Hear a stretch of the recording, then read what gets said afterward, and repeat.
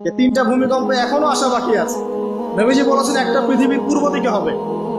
পূর্ব দিক কোন দিক? এই যে Indonesia, Malaysia, Bangladesh, Pakistan, Myanmar, আপনার শ্রীলঙ্কা, এই পুরো কন্টিনেন্ট পূর্ব দিক, পৃথিবীর পূর্ব দিক। কোন কান্ট্রি এটা তো বলা হয়নি, পূর্ব দিক বলা হয়েছে।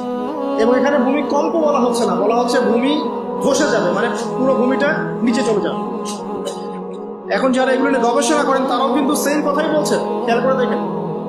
তারা হয়তো বিজ্ঞান দিয়ে ব্যাখ্যা করছেন, কিন্তু হাদিসে কিন্তু এটা বলা আছে। আরেকটা হচ্ছে পৃথিবীর পশ্চিম দিকে।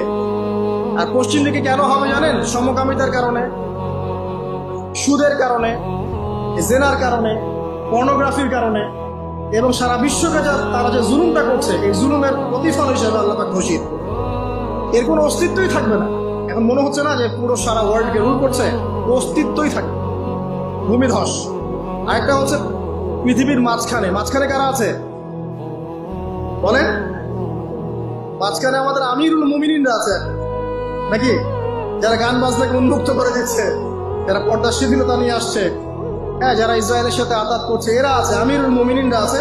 তো সেখানেও একটা ফিতনা অপেক্ষা করছে, অপেক্ষা করতে থাকেন। তো এই কথাটা বলতে গিয়ে আমি এখানে এসেছি। পৃথিবীতে কিন্তু এখনো তিনটা বড় বড় ভূমিকম্প বাকি আছে।